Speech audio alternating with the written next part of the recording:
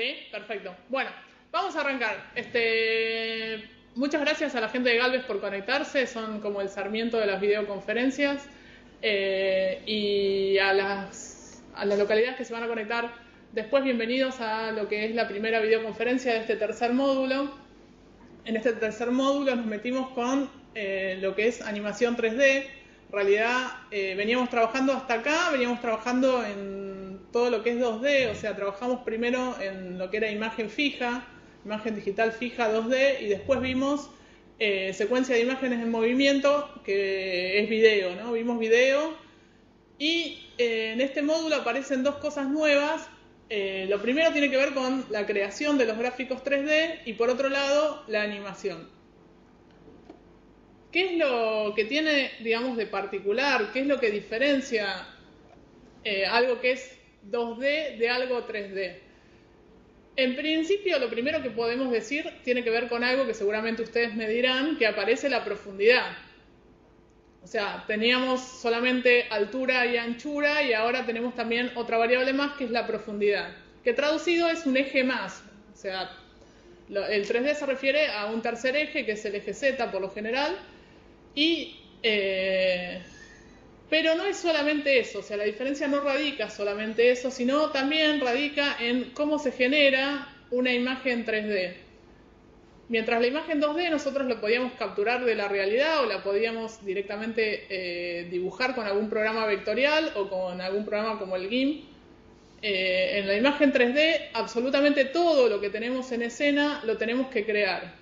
O sea, si no creamos nada, nuestra escena va a estar completamente vacía. O sea, tenemos que modelar cada uno de los objetos que van a ser partes de nuestra escena, así como también el espacio en donde los mismos van a estar ubicados. Tenemos que asignarles materiales a esos objetos, iluminar la escena, y la escena sí o sí va a necesitar tener una cámara. Es decir, va a estar iluminada y vista desde una posición de cámara específica.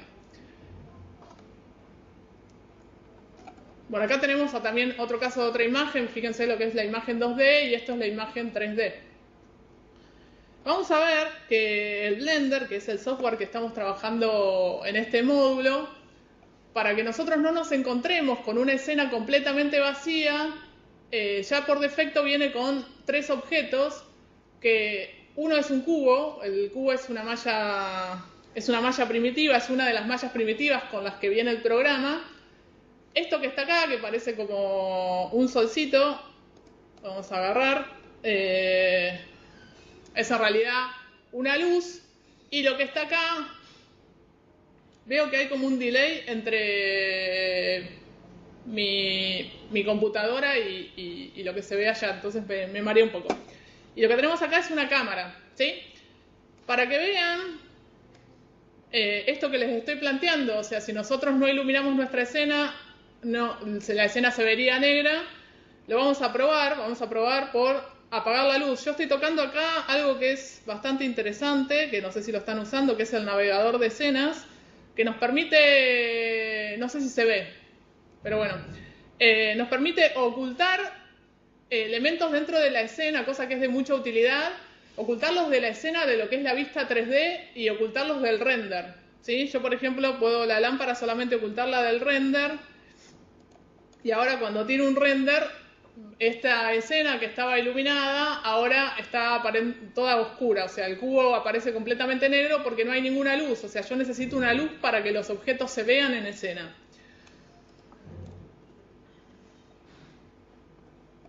Lo otro que va a pasar, yo voy a apagar el cubo, voy a volver a tirar un render, y fíjense que me aparece absolutamente nada. O sea, es una escena vacía, lo que les decía antes. Todo lo que tenga que haber en una escena 3D lo tenemos que crear, lo tenemos que modelar por completo. Y lo último, referido a lo que les estaba diciendo, es que es necesario que tengamos una cámara, ¿sí? Yo voy a eliminar esta cámara, y ahora cuando tire un render me va a tirar un error. No se puede renderizar una escena que no tenga una cámara. Siempre la escena tiene que estar vista desde una perspectiva dada, que es dada por la cámara. Bien. En cuanto al 3D, un poco lo que les decía antes, cada vez que seleccionamos un objeto nos aparecen como 3 flechas, cada una de las flechas significa uno de los ejes, representa uno de los ejes. ¿Cuál es el eje que yo estoy moviendo? Es lo que me aparece en este sector de acá. Acá veo el eje Z, el eje X y el eje Y. Y lo que nosotros le recomendamos, le venimos recomendando bastante tanto en el manual como en los ejercicios, es que siempre que trasladen o muevan un objeto, limiten el movimiento a un eje y traten de trabajar, algo que les insistimos bastante, traten de trabajar siempre en las 4 vistas. Cuando ustedes trabajan, cuando uno trabaja en 3D, tiene como la tentación de quizás de trasladar o de mover en lo que es la vista en perspectiva, en la vista del usuario, pero si nos movemos libremente en la vista del usuario, es probable que las cosas nos aparezcan como movidas, ¿no? Que no nos aparezcan en el lugar que nosotros querramos ubicar. O sea, yo voy a agregar otro objeto. Voy a agregar, por ejemplo, una esfera. Bueno, como tenía corrido el cursor 3D me lo corrió, pero bueno, lo voy a tratar de ubicar. Si yo lo ubico, ojo, digamos, en la vista de usuario es probable que cuando subdividan las vistas lo vea corrido. ¿Ven? Que lo estoy viendo corrido en las otras vistas y lo tengo como que acomodar. Eso es importante, que siempre se acostumbren a trabajar en las 4 vistas y estén chequeando todo el tiempo que lo que están viendo realmente esté ubicado en el lugar que ustedes quieran que esté ubicado. Esto como un aspecto general para que tengan en cuenta. Otra cosa que les quería hablar es algo que no sé si se dieron cuenta, que acá arriba, cuando abren el programa, les aparece algo que dice usuario y entre paréntesis dice perspectiva. ¿Lo habían visto eso? ¿No? Bien. Eso se refiere, hay 2 maneras en las que se puede hacer una proyección. El que el Blender nos permite hacer una proyección. La proyección en perspectiva es la proyección común a la que nosotros estamos habituados. Vieron que cuando nosotros vemos algo en perspectiva, las cosas se van como achicando en profundidad. Vamos a ver, les voy a mostrar esto. A ver, guárdenme un segundo. ¿Ven? Esto es como se ven las cosas en perspectiva, se van como achicando en profundidad y llega un punto en que hay un punto de fuga en donde las cosas van a fugar y se van a encontrar en un punto, ¿no? Esa es la perspectiva común. Esto que está acá se llama proyección ortogonal, y en la proyección ortogonal las líneas son paralelas y no se encuentran jamás. Es algo raro el tema de la proyección ortogonal, o sea, nos genera como una cosa rara porque no estamos habituados, no hay profundidad, todas las cosas, aunque estén ubicadas detrás, se van a ver de igual tamaño, pero es algo que es muy interesante, que nos va a servir un montón a la hora de modelar, trabajar con la proyección ortogonal. Se los voy a mostrar en concreto.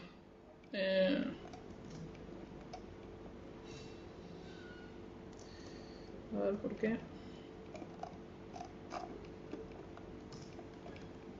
Espérenme un segundo. Que no sé qué es lo que me hizo. Me voy a pasar a la vista superior. Y si ustedes se fijan, en la vista en perspectiva, yo mientras más traslade los objetos, esos objetos no son planos. Es como que yo los estoy viendo desde arriba, pero tienen como una profundidad, ¿lo ven?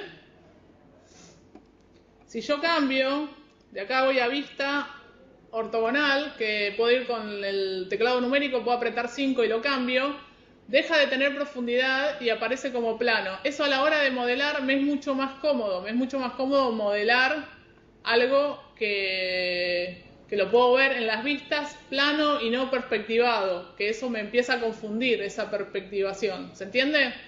O sea, a la hora de modelar, para algunas cosas nos conviene cambiar de vista perspectiva a vista ortogonal, a proyección ortogonal. Al momento de hacer el render siempre nos conviene estar en proyección en perspectiva. Algo que también les quiero mostrar, algo que que es muy interesante a la hora de modelar. Muchas veces está bueno importar una imagen que nos sirva de fondo para modelar arriba. Es algo que hicimos en algún ejercicio con la gente de Galvez. Y las imágenes que se importan de fondo solo se ven en la vista ortogonal, en la proyección ortogonal. Si no entienden algo, me frenan y me hacen señas o me ponen algún cartel o algo. ¿Sí? Yo voy a agregar una imagen de fondo. Aguárdenme un segundo.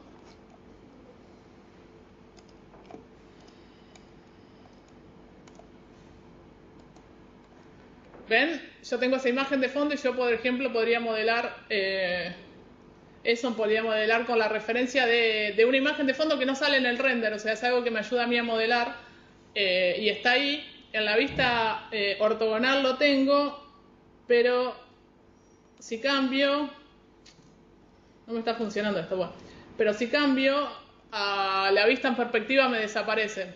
¿Vieron? Entonces nada, cuando importen una imagen de fondo y no les aparezca, tiene que ver un poco con eso, con el tema de la proyección.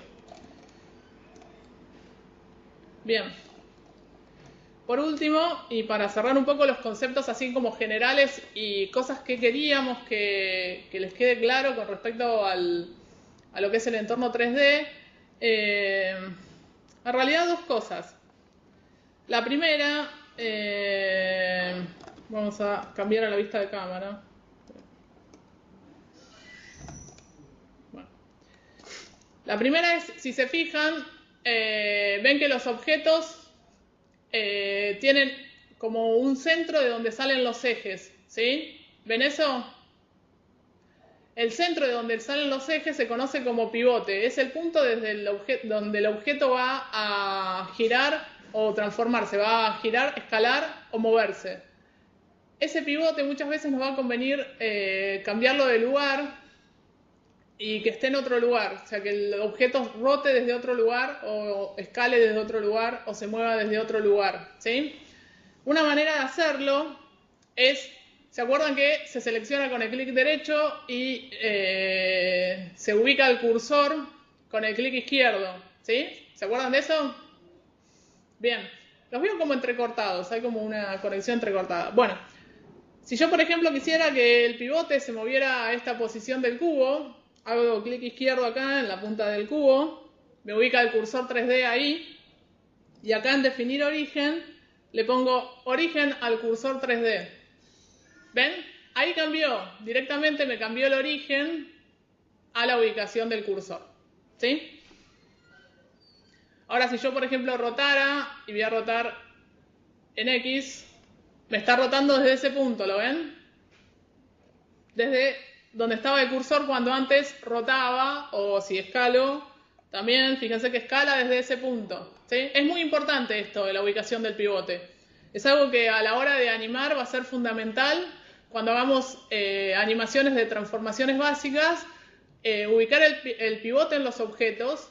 Y otra cosa que también vamos a ver, que es relacionar los objetos entre sí. Los objetos pueden tener relaciones de herencias entre sí. O sea, un objeto puede ser hijo de otro, es decir, si un objeto es hijo de otro, el padre le traslada todos sus movimientos a su hijo y a su vez su hijo puede tener movimientos propios. Eso de la herencia es algo que sucede en nuestro cuerpo todo el tiempo. Y en la mayoría de las cosas, ¿no? Hay relaciones como jerárquicas de herencia. Yo cuando muevo esta parte del brazo, estoy trasladando, digamos, esta parte es hija de esta, ¿sí? Y la muñeca es hija de esta. Todas las cosas tienen este tipo de relación de herencia, que ya la vamos a ver más en profundidad. Bien, bueno, y por último, para cerrar un poco esta introducción, digamos, a lo que es el entorno y las vistas 3D, lo que tenemos que saber es que cuando trabajamos en 3D, cuando generamos nosotros un render, bueno, ahora en mi cámara no hay nada, no importa. Y guardamos esta imagen, si guardáramos esta imagen deja de ser una imagen 3D y pasa a ser una imagen 2D, una imagen que no tiene profundidad, ¿sí? O sea, el proceso final de render, que es un proceso en donde se calculan las luces, las cámaras y los objetos modelados en escena, termina convirtiendo nuestra imagen que era 3D en una imagen que es 2D. Eso es importante que lo sepan. Puede ser también, puede ser una imagen o puede ser también una secuencia de imágenes si se trata de una animación. Bien, bueno. Lo que vamos a tratar de ver hoy es un poco lo que sería el proceso de producción de una animación 3D. Este proceso no solo aplica, digamos, a lo que es la producción 3D, sino que aplica a la animación en general y las etapas globales, la etapa de preproducción, producción y postproducción, aplica a cualquier realización audiovisual que hagamos. De hecho, lo que hicieron ustedes en el módulo anterior, cuando produjeron el video, cubriría también estas etapas.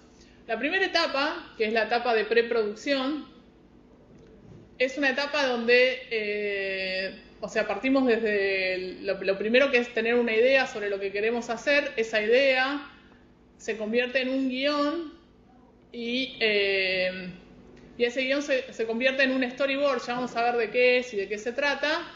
Y se diseña absolutamente todo y se planifica todo. O sea, es la etapa donde todos los elementos con los que vamos a trabajar son diseñados y planificados. Y es una etapa que en animación tiene un valor fundamental. En realidad en cualquier producción, pero en animación en particular, una buena preproducción nos garantiza poder que no se vaya, digamos, de los valores después la producción en general. Porque la animación lo que tiene es que es muy cara de realizar e implica mucho esfuerzo. Entonces la preproducción es fundamental. La etapa de producción es la etapa, en la animación por lo general es la etapa en donde se empieza a animar. Acá en la animación 3D implica otra serie de etapas anteriores, que ya las vamos a ver. Y la etapa final, que es la de postproducción, una vez que yo tengo todo el material renderizado, aparecen estas cosas que podemos hacer al final que tienen que ver con cuestiones de integración, ajuste de color y de edición. Bien, vamos a ir viendo lo primero. Lo que les decía, lo primero, al momento de arrancar, es partir de una idea. Esa idea, esto es una imagen a modo representativo, ¿no? Esa idea se convierte en un guión. Lo que tienen los guiones, a diferencia de cualquier otro texto que nosotros escribamos, es que solamente se puede contar con acciones o diálogos, ¿no? El guión no puede ser narrativo, tiene que ser concreto, acciones concretas que suceden. El siguiente paso, una vez que nosotros tenemos la idea y tenemos nuestro guión, es armar un storyboard. ¿Saben lo que es un storyboard? No los veo. Bueno, vamos a presuponer que no. El storyboard es el guión gráfico, ¿sí? Es cuando lo que se hace con el storyboard es traducir a imagen cada uno de los planos con el que yo voy a contar la historia, ¿sí? Al menos tiene que haber un dibujo por plano. Suele haber más de un dibujo por plano. Una manera interesante de trabajar en un storyboard es como lo están planteando acá, en donde están dibujando como los cuadros por separados y esos cuadros están como pinchados en un... ¿Se me escucha abajo? No. ¿Está pasando algo? No sé, veo un control remoto. Están cambiando de canal por ahí. Esos cuadros son pinchados en un tergopol, o en un corcho, perdón. Están pinchados en un corcho y pueden cambiarles el orden. O sea, eso está bueno. O pueden eliminar alguno también, ¿no? Este es el storyboard.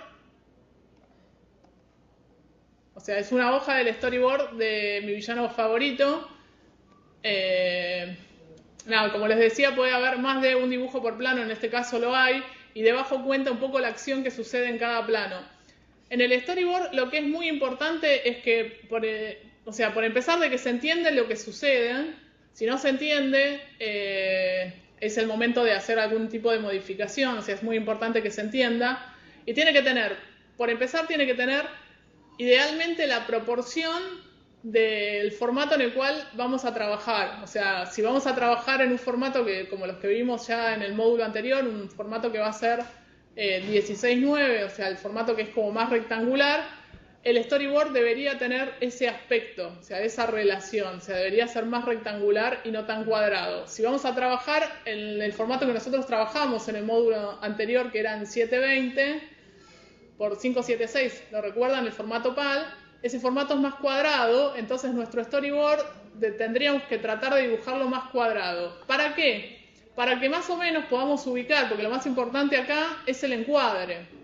Es todo lo que vimos de encuadre en el módulo anterior. O sea, lo más importante es ubicar a los personajes adentro del encuadre. Si la proporción es diferente, estamos mintiendo esa ubicación. O sea, no es del todo como va a quedar.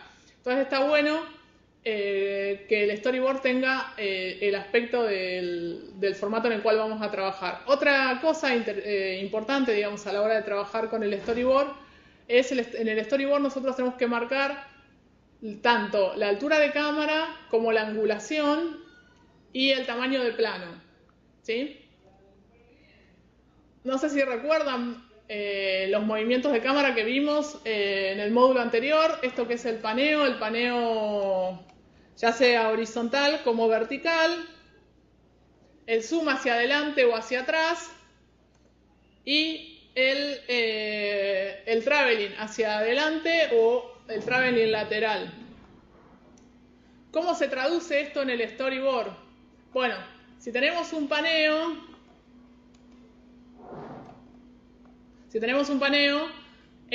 lo más seguro es que dibujemos como todo el ancho de lo que vamos a panear y paneamos desde la posición 1 a la posición 2. Eso es un paneo horizontal, o sea, marcamos de dónde hacia dónde panea.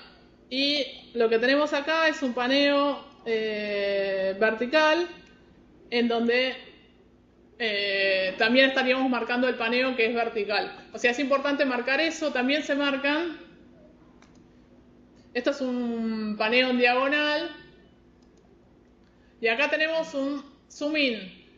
El zoom in se marca como el encuadre final adentro, y las flechas hacia adentro son las que indican que es un zoom in.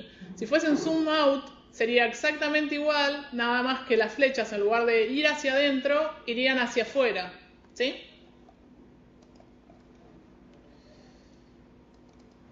Bueno, les voy a mostrar, esto es el storyboard de una película de acá, de la película Anima Buenos Aires de Caloi. Es un fragmento del storyboard y lo que les quiero mostrar es cómo están marcados los movimientos de cámara. Están marcados, si se fijan, en otro color, y también están marcados con rojo. Están marcados los movimientos de los personajes, los movimientos internos de los personajes, ¿sí? Bueno, el paso siguiente, una vez que nosotros tenemos el storyboard que nos parece que funciona, que está bien, lo ordenamos en el corcho, le cambiamos el orden y nos da la sensación de que está bien, es montarlo en la línea de tiempo. En animación, cuando se trabaja, digamos, de manera organizada, lo que se hace es, se preedita. La animación tiene la particularidad y la diferencia con el video, que en el video nosotros, ¿se acuerdan que nosotros salíamos a filmar y después editábamos en el módulo anterior, ¿sí? En la animación, el proceso de edición es inverso. La edición más importante no sucede en la postproducción, no sucede al final de todo, sucede al principio. En esta instancia, en la instancia en donde nosotros tenemos el storyboard, y lo que tenemos que hacer es grabar el audio. Tiene que estar el audio en su versión más definitiva posible, o al menos en los tiempos en los que va a tener. Y en ese sentido es importante mantener el tiempo de la música. ¿Por qué? Espérenme un segundo que me está entrando un mensaje y no sé si tiene que ver con ustedes o no. No, no tiene que ver con ustedes, así que continuamos. Ahí hubo un cambio de cámara o algo. Es divertida esta clase, es como interactiva de movimiento. Bueno, ¿por qué es importante mantener el tiempo? Porque una vez que nosotros establecemos el tiempo en relación a la música, esos tiempos de algo de esto que se llama poner el storyboard en la línea de tiempo, darle duración y agregarle el sonido lo más definitivo posible, se llama animatic. Lo van a encontrar como animatic o como story reel. También le dicen story reel, pero es exactamente lo mismo. Y ahora lo vamos a ver. ¿Y cuál es la importancia? O sea, tal es la importancia, digamos, de un animatic, que por lo general los tiempos que vemos en el animatic los vemos tal cual en la versión final de la película. Vamos a ver el animatic de una escena de Mi villano favorito 2 y detrás vamos a ver la escena para hacer la comparación entre uno y otro.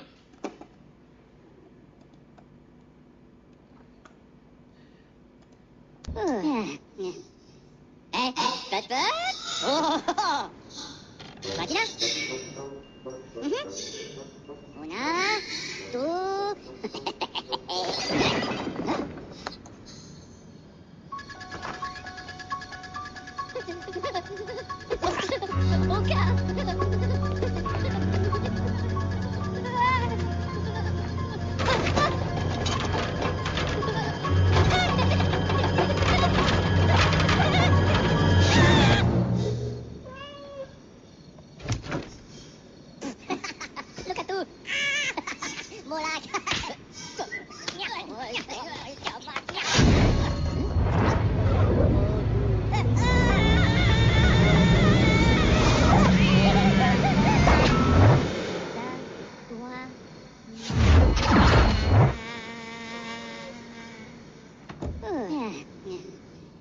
Esto es la escena. Final. Máquina. Una, dos.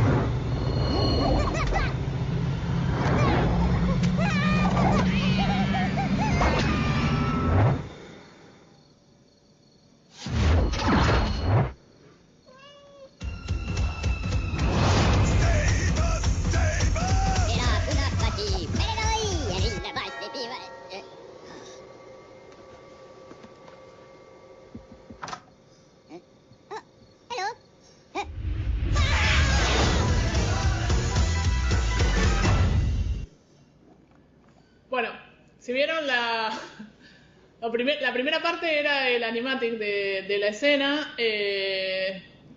Si vieron, es como que agregaron un montón de dibujos, o sea, dentro de un mismo plano agregaban un montón de dibujos, todos los que eran necesarios para que la acción se entendiera.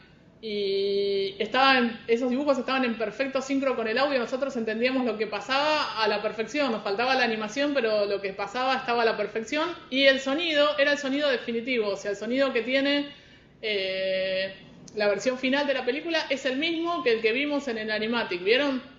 Exactamente lo mismo. Eso es muy importante, o sea, es un gran error cuando las voces y el audio se graba después de estar animado, porque es muy difícil de sincronizar.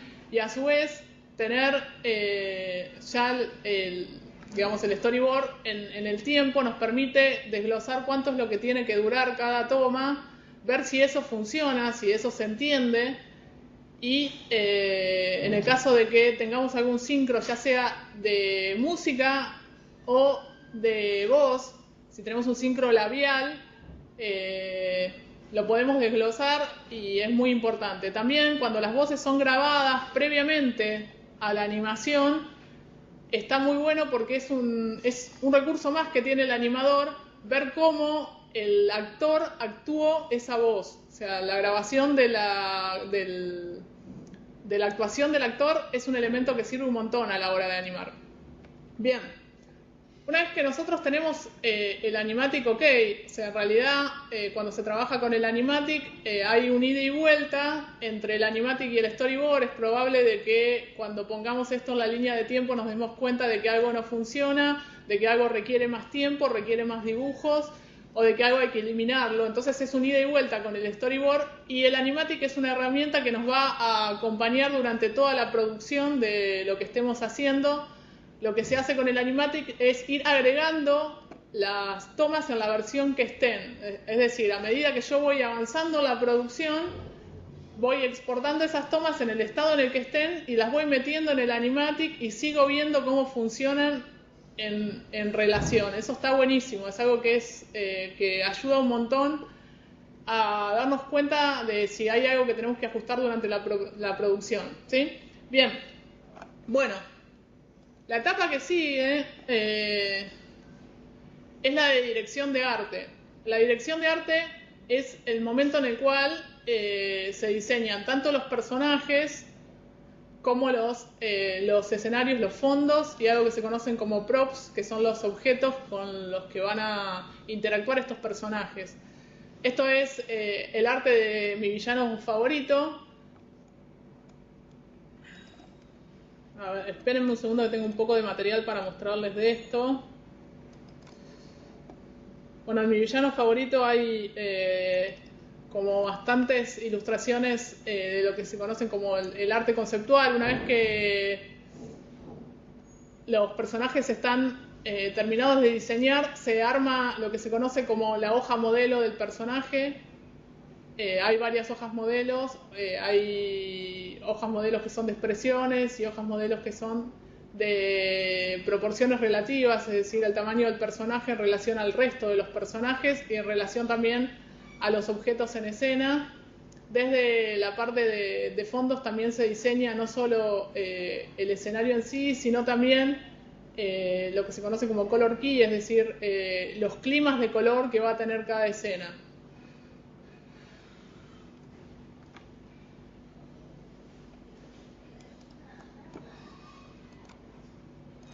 Bueno, algo que por ahí es importante marcar es que siempre el arte lo que hace es tratar de ayuda narrativamente a que aquello que la película quiere transmitir esté agudizado. Ya lo habíamos visto un poco cuando vimos en el módulo anterior, que vimos algo de Metegol, que veíamos que teníamos un personaje como muy chiquito y flaquito contra un personaje grande, o sea, era un personaje muy musculoso, ¿se acuerdan?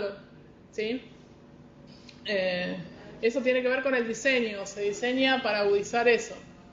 Bien, bueno. Después, la etapa que le sigue, ¿no? Una vez que tenemos el animatic aprobado, es algo que se conoce como layout o layout. Acá es una etapa en donde se crea una escena 3D en baja calidad y lo que se hace es se ubican las cámaras y los elementos en escena, pero es una versión en baja, o sea, tenemos como los personajes modelados más o menos y los escenarios también, o sea, no es la versión modelada definitiva de ninguno de los dos. Lo más importante es ubicar los objetos en la cámara, en la posición en la que irían, y se trasladan, se mueven para mostrar la ubicación que van a tener. El layout es algo que es muy importante en animación porque piensen que también en una producción que es grande, donde hay muchos animadores, el vínculo con el director no necesariamente es directo, y esto es algo que le llega del director con marcación del director tanto de tamaños como de cámara. Bien, otra de las etapas que son fundamentales, digamos, dentro de lo que es una producción es la etapa de modelado. Habíamos dicho ya de entrada de que nuestra escena inicialmente siempre está vacía y tenemos que modelar absolutamente todo. Hay varias técnicas de modelado. Si se fijan en estas acá, arrancan desde una malla primitiva. Ven que es como un cubo y empieza a extruir y a subdividir la superficie hasta llegar a a modelar esto. Lo mismo hace acá con la cara, ¿no? Con la cabeza. ¿Sí? Las técnicas de modelado hay varias. Podemos partir, como decíamos, de una malla primitiva. También se pueden hacer operaciones booleanas. O existe también el modelado o esculpido digital, que es otra técnica que también podemos utilizar. Una vez que tenemos modelado, hay que modelar tanto los personajes o los objetos que vamos a tener en escena, como los escenarios, ¿sí? Una vez que los tenemos modelados, pasamos a la siguiente etapa, que es la aplicación de materiales, que es algo que nosotros vimos en un modo básico. En la aplicación de materiales, lo que hacemos es a los objetos que ya tenemos modelados, les agregamos un color y textura, y a su vez los materiales tienen propiedades que están vinculados, propiedades visuales que están vinculados a cómo responden esos materiales a la luz. Nosotros habíamos visto que el aspecto que tenían los objetos en la vida real tenían que ver con si eran fuentes emisoras o rebotadoras, entre comillas, de luz, cómo responden a la luz, si son materiales brillantes o si son materiales opacos, si son materiales que reflejan, si son materiales transparentes, etc. ¿Sí? Y algo que les quería mostrar acá hay como dos maneras de resolver los materiales. Lo que está acá es algo que se conoce como mapeo UV. En el mapeo UV lo que se hace es es como una proyección de las texturas. Es como si a nuestro personaje lo abriéramos en dos y lo desplegáramos para aplicarle una textura en que esa textura pueda proyectarse siguiendo la forma del objeto, ¿sí? Fíjense acá cómo está armada la cara. Y el segundo, que es como está trabajando con algo que se llama nodos, o sea, está trabajando con una serie de nodos que van asignándole y agregándole propiedades al material.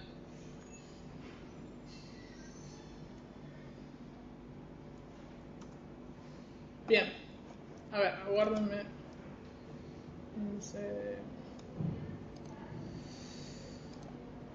Bueno,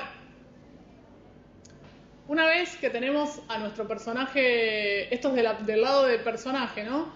Una vez que nosotros tenemos a nuestro personaje modelado y ya texturizado, este personaje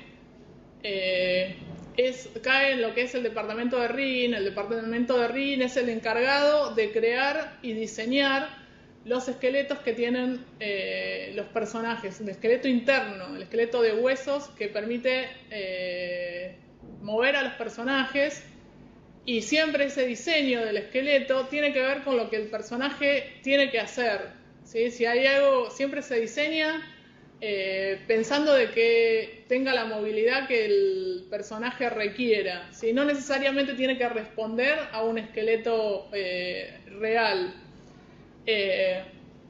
Y tiene dos etapas el tema del rigging. O sea, por un lado tenemos el rigging, que es la creación en sí del esqueleto que nos va a permitir animar a los personajes, y la segunda etapa es algo que se conoce como skinning, que es la conexión que tiene la malla con el esqueleto interno. Es decir, cómo skinning tiene que ver con la piel, es decir, cómo se adapta la piel del personaje a este esqueleto interno que tienen. O sea, hay que configurarlo de manera de que se pueda adaptar bien. Y en el momento de crear también el esqueleto, no solo es crearlo, sino a su vez hay que ajustarlo y adaptarlo, setearlo, para que haga los movimientos que nosotros querramos hacer, ¿sí? Eso se encarga el departamento de rigging.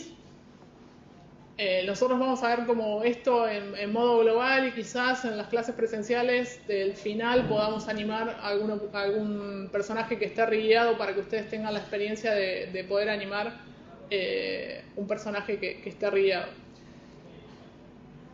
Bien, una vez que tenemos el personaje rigueado, es decir, que tiene una estructura ósea interna, le llega al animador. Por un lado, le llegan varias cosas al animador. Por un lado, le llega, ¿se acuerdan que habíamos hablado antes del layout? le llega el layout con la ubicación de cámara y esos personajes que teníamos antes en una ubicación tentativa, digamos, en baja calidad, o sea, estaba el set modelado en baja calidad, y lo que se hace es se reemplaza esos personajes en baja calidad por los personajes que vienen ya rigueados, o sea, reemplazamos esos personajes que estaban ahí solamente ocupando un lugar en escena por personajes que vamos a poder animar.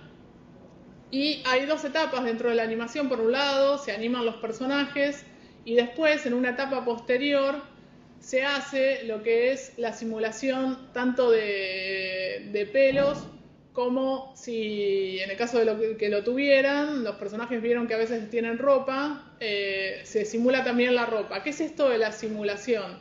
La simulación tiene que ver con que tanto los pelos como la ropa tienen que acompañar el movimiento del personaje y lo hacen de una manera desfasada, o sea, no sucede al mismo tiempo que el personaje, no es un bloque, sino que es algo que tiene que ser simulado. Ahora lo vamos a ver en concreto. Si me esperan un segundo, les voy a pasar.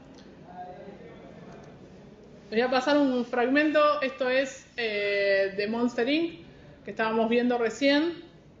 Y vamos a ver cómo pasa por todas las etapas. Arranca en el storyboard, una escena que arranca el storyboard, pasa a la etapa de layout y después es animado, se le agregan los pelos, es simulado y termina en la parte final en donde se agrega también las luces.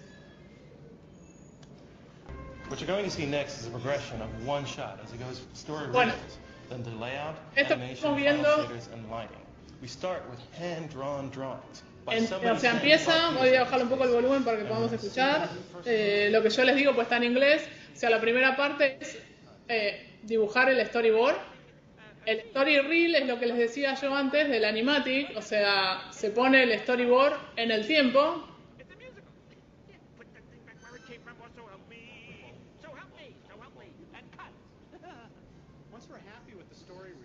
Una vez que el animatic está aprobado, se hace el layout.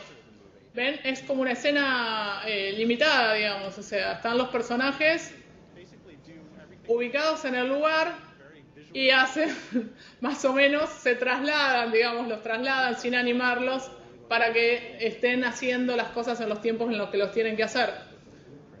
Eso es recibido por la gente de animación, que recibe también esto, lo que les decía, las voces de los actores que actúan mientras son grabados, actuando las voces, y eso es algo que les sirve. No solo les sirve eso, sino que hay muchos animadores que a su vez actúan la escena frente a un espejo, se están mirando en el espejo o se graban. Y de esa manera pueden tener como más herramientas a la hora de animar. Yo por lo general me miro en el espejo, ¿no? Cuando tengo que animar algo me miro en el espejo y veo de qué manera lo hago para después hacerlo actuar al personaje, porque en definitiva como animadores somos eso, somos como actores, hacemos actuar a nuestros personajes. Esta es la etapa de animación. Fíjense que estos personajes no tienen pelos todavía, o sea, están modelados pero no tienen como la parte exterior, que es lo que se agrega en esta etapa, que es la etapa de simulación. Ven que ahí les están agregando los pelos y los van a animar con algo teniendo en cuenta que esos pelos tienen que estar desfasados de la animación, o sea, tienen que ir como solapados a la animación. Fíjense que eso le da como muchísima naturalidad el que los pelos tengan como un movimiento más desfasado. En la etapa final es donde se ajusta el color, se agregan las luces y la iluminación final. Y esta sería como la toma terminada, ¿sí?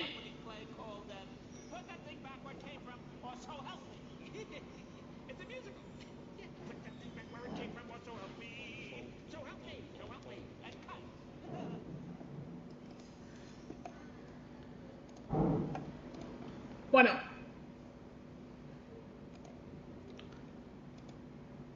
les quería mostrar, estoy como con tiempo, bueno, espérenme un segundo. También una etapa antes de tirar el render final, que es la etapa de agregarle efectos, o sea, todo lo que es fuego, agua, humo, se agrega antes de hacer el render final. En el render final, esto sería como la imagen, ¿se acuerdan que teníamos esta imagen anterior en donde se estaba animando y haciendo la simulación? Por lo general cuando estamos animando no tenemos los fondos en su versión final, eso se agrega después, va por otra vía y se agrega después. Y acá ya tenemos con la iluminación final y es el momento de tirar nuestro render, ¿sí? Una vez que tenemos el render, estaríamos, o sea, si vuelvo yo a esta imagen inicial que teníamos de las etapas, estaríamos como acá, ¿ven? Cerrando lo que es la producción.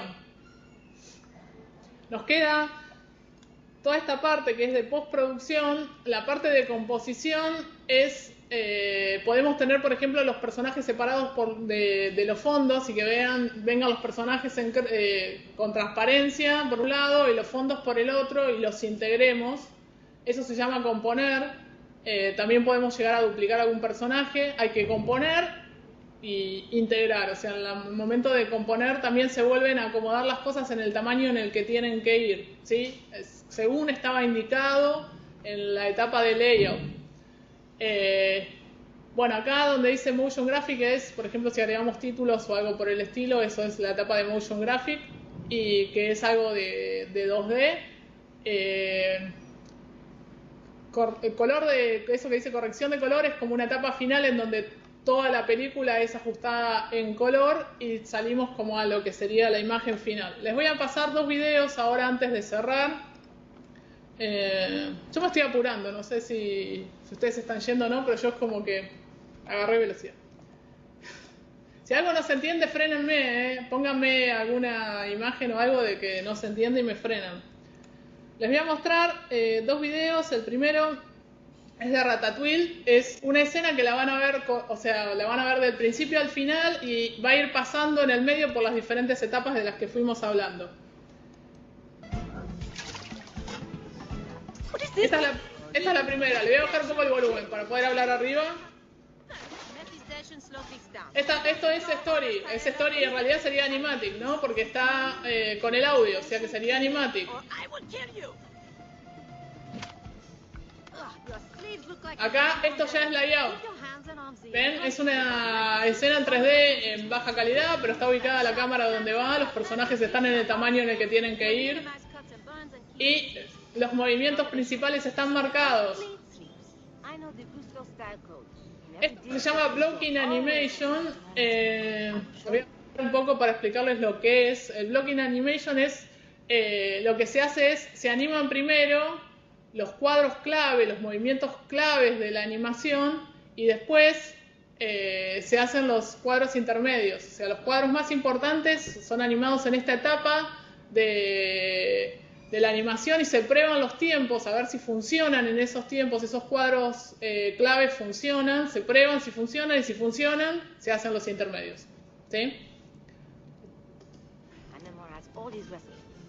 Ven que están solo los extremos, falta los intermedios, entonces salta, ¿no? De un cuadro, de una posición a la otra salta. Pero los importantes de la animación están. Ahí ya sí, ya está la animación, ya está el sincro labial también. Pero no tenemos el fondo, hay un montón de cosas que están faltando. Acá aparece la simulación, ellos no estaban vestidos, ahora sí están vestidos, tienen pelo. Y fíjense cómo el pelo está acompañando el movimiento. Esto es la etapa que yo les decía de efectos. ¿Ven que se agrega el humo, por ejemplo, que está saliendo ahí de la olla? Esa es la etapa de efectos, eso antes no estaba, es algo que se está agregando ahora.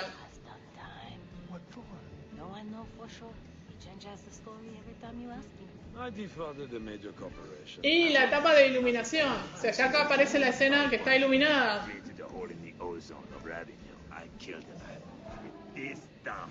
Don't ever play cards with Pompidou. He's been banned from Las Vegas and Monte Carlo. LaRousse has gone for the resistance. Y acá ya sí, ya empezamos a tener los escenarios, empezamos a tenerlo todo, ¿no? So you see, we are artists, pirates. What the cooks are we? We. You are one of us now, we? We. Thank you, by the way, for all the advice about cooking. Thank you too, For what? for taking it. Bueno. Y por último, para cerrar, les voy a pasar un video que resume todas estas etapas que vimos hoy. Está en francés, así que también les voy a hablar arriba.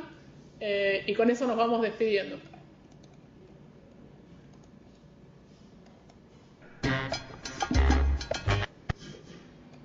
Esperen que baje un poco el volumen.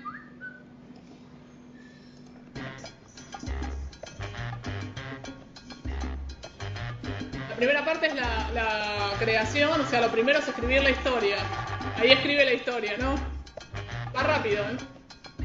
Después diseñamos los personajes que van a ser parte de la animación. Dibujamos el storyboard. Viene la etapa de modelado. Acá está bueno porque está modelando, si se fijan, está modelando con la imagen de fondo, lo que les decía, que está bueno modelar con una imagen de fondo que es como muy útil. Modeló el personaje. Ahora viene la etapa de riego, crea el esqueleto. Está creando el esqueleto para ese personaje. Y la etapa que les decía de esquineo, ¿no? O sea, la piel se adapta al esqueleto interno.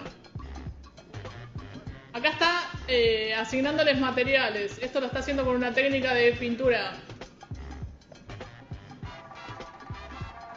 Acá viene la etapa de iluminación y cómo la iluminación cambia el clima de nuestra escena. Fíjense que está generando escenas completamente diferentes.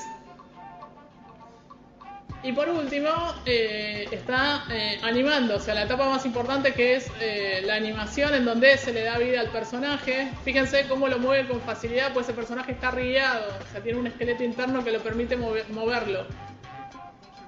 Por último, el render.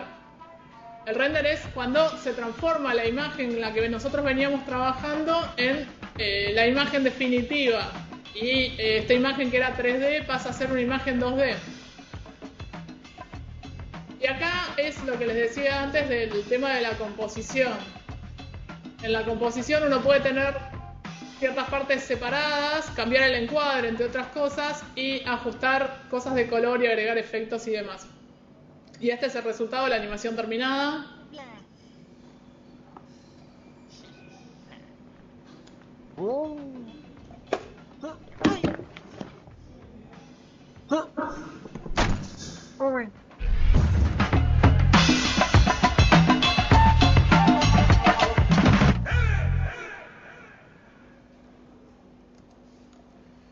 Bueno, con esto estaríamos cerrando la videoconferencia. ¿Tienen alguna pregunta para hacer? Se pueden dar audio ahora, si quieren. Cristian ahí. Cristian, Sandra. Hola, ¿me escuchás? Ari. Hola. ¿Los efectos también se hacen con Blender o con otro programa? ¿Qué cosa? Efectos. Esos efectos, ¿se hacen con Blender o con otro programa? Van a hacer con Blender, sí, ahí está. Hagamos eso, cuando hacen la pregunta, abran el micrófono y después lo cortan, así les puedo contestar y se puede escuchar la respuesta. Sí, el Blender tiene un módulo de simulación, todo se puede hacer. De hecho, en el Blender también se puede componer y se puede editar. O sea, es un programa que también es un programa sirve también para editar. Así que nada, en ese sentido es muy interesante. Sí, todos los efectos se pueden hacer. Las simulaciones en particular está en el panel de modificadores. Vieron que nosotros vimos modificadores que nos permitían deformar el objeto, etc. Uno de las categorías de modificadores que hay son los simuladores.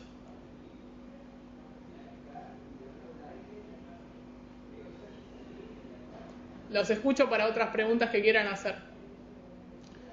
En los videos que les pasé hay muchas cosas hechas en Maya, ¿sí? Que no están hechas en Blender, pero eso no significa que no se pueden hacer en Blender. O sea, todo se puede hacer en Blender. En Blender los personajes se pueden riguear, se pueden aplicar los materiales, todo lo que vimos de mapeo, UV, etcétera, render y postproducción y simulación, todo se puede hacer en Blender.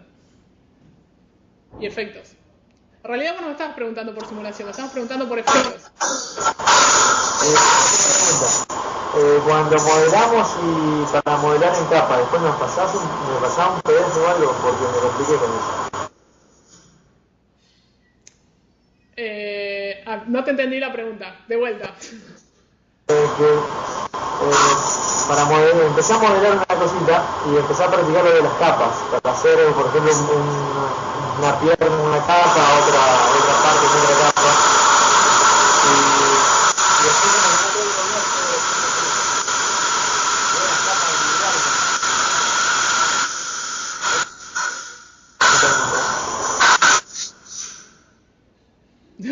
No se entiende nada. Lo que me preguntaste, ¿tiene que ver con materiales? ¿Sí o no? ¿O con modelado? Modelar y el tema de las...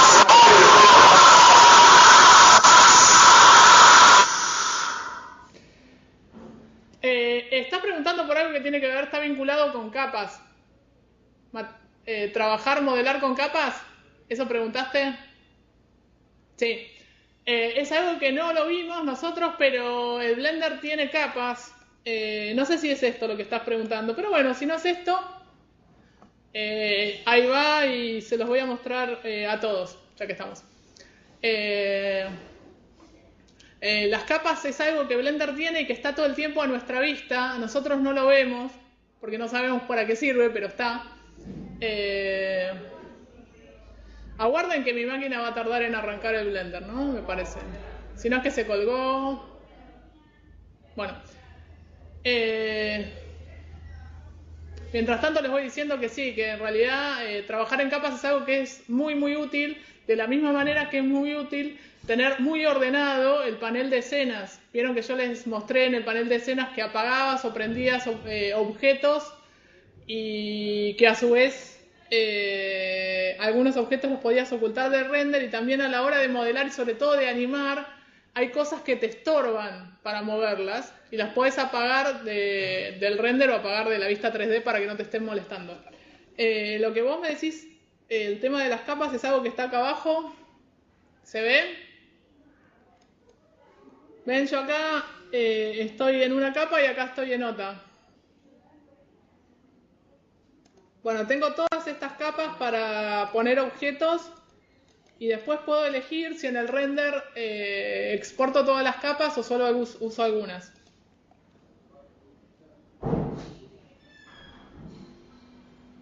No sé si eso te respondió a la pregunta o no. También algo que es interesante decirles es que en el momento de animar, cuando tenemos como un personaje que es protagonista y varios personajes que son secundarios, por lo general eso se anima por separado, no se anima todo junto.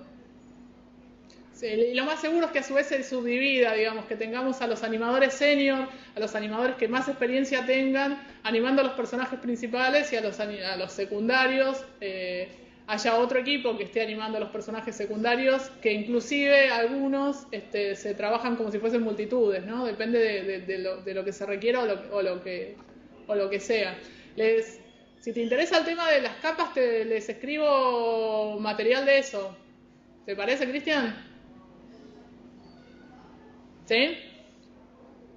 No. ¿Sí o no? Sí. Bien. Bueno, vamos a ver el tema de las capas y ya vamos a empezar a arrancar a animar. Ya con ustedes empezamos a arrancar a animar ya en la clase que continúa.